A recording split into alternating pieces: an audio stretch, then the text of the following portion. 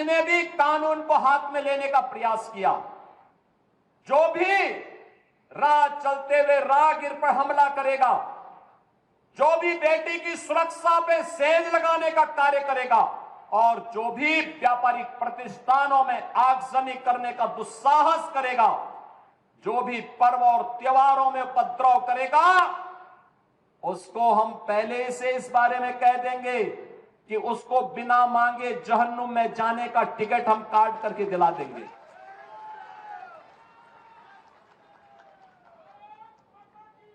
इतना पर्याप्त होगा उसके लिए। यह अराजकता स्वीकार्य नहीं।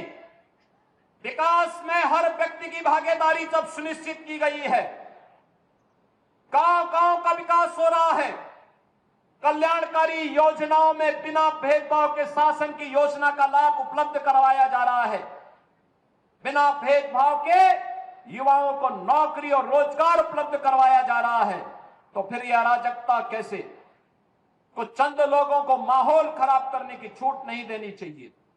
ये वही लोग हैं जिन्होंने उत्तर प्रदेश की भ्रष्ट सरकारों के साथ मिलकर के उत्तर प्रदेश के सामने पहचान का संकट खड़ा किया था। ये वही लोग हैं जिन्होंने उत्तर प्रदेश को बीमारू राज्य बना दिया था। ये वही लोग हैं जिन लोगों के दंगों के कारण प्रदेश में कोई निवेश नहीं आता था, कोई उद्योग नहीं लगता था, कोई विकास का कार्य नहीं हो पाता था। और आज पिछले 8.5 वर्ष के अंदर उनकी मंशा सफल नहीं हुई। अब नए नए तौर तरीके अपनाने का कार्य कर रहे हैं, लेकिन याद रखना होगा, वे जितना सोचते हैं उससे ज्यादा हमारी पहले से तैयारी रहती है। और जब भी दुस्साहस करेंगे ऐसे ही पिटोगे जैसे बरेली के अंदर पीटे गए हो। कुछ लोग हैं जो अफवाह पैदा करके भय और दहशत का माहौल पैदा करना चाहते हैं। आप देख रहे होंगे ड्रोन के नाम पर, चोरी के नाम पर भय और दहशत का माहौल पैदा किया जा रहा है। जिला प्रशासन ने हर जनपद में व्यवस्था की है, हर ग्राम पंचायत में ग्राम सुरक्षा समिति का गठन किया है। आप लोग भी अपने स्तर पर प्रयास करिए। पुलिस के पेट्रोलिंग तेज हुई है। जो भी ये भय और दहशत का माहौल पैदा करेगा, ड्रोन के नाम पर अनावश्यक लोगों के मन में भय और दहशत पैदा करेगा, ऐसे लोगों के खिलाफ गैंगस्टर के तहत कार्रवाई करने के आदेश पहले ही दिए जा चुके हैं। जो भी चोरी के नाम पर भय और दहशत पैदा करेगा, उन लोगों की संपत्ति को जब्त करने के लिए हम लोगों ने पहले से आदेश कर रखे हैं कि ऐसे लोगों के खिलाफ सख्ती से निपटा जाए। लेकिन आपकी भी जिम्मेदारी बनती है, एक सभ्य समाज के नागरिक होने के नाते विकास में, लोक कल्याणकारी योजना में अगर आपकी सहभागिता है तो व्यापक जन जागरूकता में भी आपकी सहभागिता होनी चाहिए।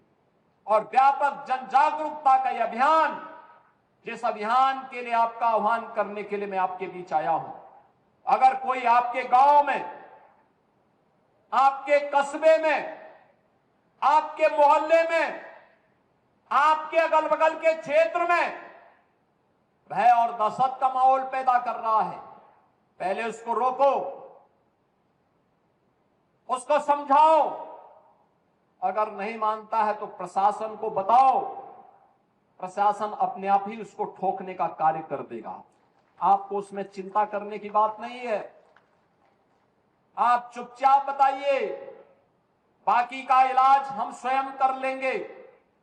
हमें लव जिहाद और धर्मांतरण जैसी राष्ट्र विरोधी गतिविधियों के प्रति सतर्क रहना होगा। गौ तस्करी और गौ कसी करने वाले तत्वों के खिलाफ सतर्क रहना होगा। अगर कोई कहीं भूल से भी इस प्रकार की गतिविधियों में लिप्त है, उसकी सूचना ससमय आप पुलिस को और प्रशासन को उपलब्ध करवाइए। बाकी का इंतजाम हम स्वयं कर लेंगे। उनका क्या उपचार होना है, उपचार की व्यवस्था हम स्वयं कर लेंगे। कुछ लोगों को शांति और विकास अच्छा नहीं लगता, लातों के भूत बातों से नहीं मानते। इनको लगता है जैसे सरकार अब भी इनके सामने झुक करके कार्य करेगी। सरकार का पहले दिन से, डबल इंजन की सरकार का पहले दिन से ही यह निर्णय है कि अपराध और अपराधियों के प्रति, गद्दारों और देशद्रोहियों के प्रति सरकार जीरो टॉलरेंस की नीति के तहत कार्य करेगी। हमारी संवेदना एक गरीब के लिए है, हमारी संवेदना नौजवान के लिए है, हमारी संवेदना बेटी और बहनों के लिए है, हमारी संवेदना अपने अन्नदाता किसानों के लिए है, हमारी संवेदना उन व्यापारियों और उद्यमियों के लिए है जो अपने यहां देश के विकास का खाका तैयार करते हैं और नौजवानों के लिए रोजगार और नौकरी की व्यवस्था करते हैं।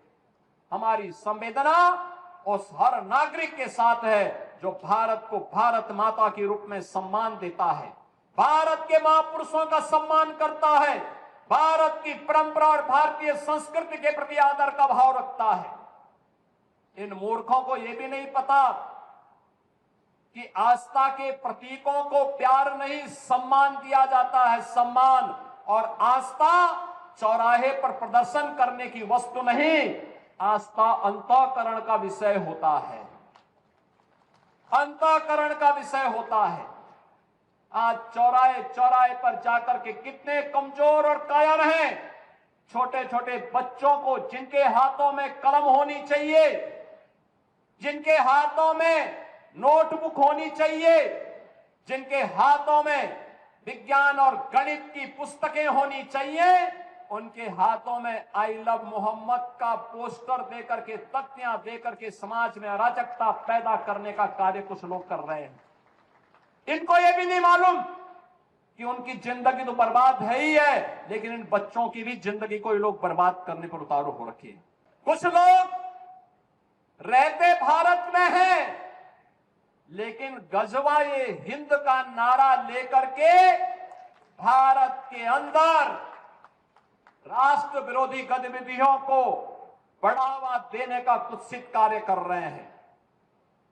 गजवा-ए हिंद हिंदुस्तान की धरती पर नहीं होगा।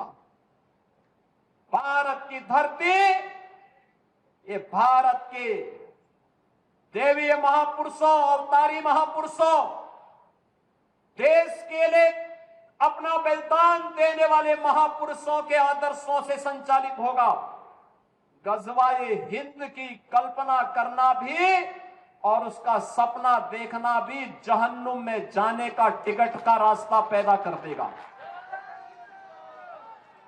अगर किसी को जहन्नुम में जाना हो तो गजवा-ए हिंद के नाम पर अराजकता पैदा करने का कुत्सित प्रयास करें।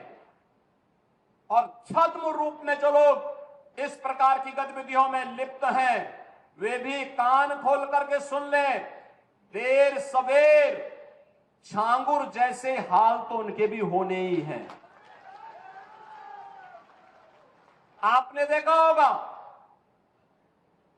यही है ये कालनेमियों का हाल। कैसे छद्म रूप से लोगों में भ्रम पैदा हो। जलालुद्दीन ने अपना उपनाम रख दिया था छांगुर बाबा, जिससे हिंदू भ्रम में रहे, समाज की आंखों में धूल झोंक लेगा, लेकिन पापी कितना भी अपने पाप को छुपाने का प्रयास करेगा, उसका पाप का समय तो पाप का घड़ा भरना ही भरना है, और पाप का घड़ा भरेगा, इस धरती माता उसको कभी बर्दाश्त नहीं कर पाएगी। और छांगुर जैसे दुष्कर्मियों और राष्ट्रद्रोही तत्वों के द्वारा छद्म रूप से यही कार्य बलरामपुर की धरती से करने का प्रयास हो रहा था। हमें सतर्क होना होगा। जो लोग हिंदुस्तान की धरती पर रह करके भारत विरोधी गतिविधियों में लिप्त हैं, हिंदू विरोधी गतिविधियों में लिप्त हैं, हमें ऐसे कालनेमियों से सतर्क रहना होगा, उन्हें सख्ती से जवाब देना होगा। स्थानीय प्रशासन और पुलिस को इसके प्रति सजग करना होगा और समय समय पर इनकी गतिविधियों के बारे में शासन को अवगत कराना होगा, जिससे समय रहते इनकी नाजायज गतिविधियों पर सरकार पूरी तरह नकेल कस सके।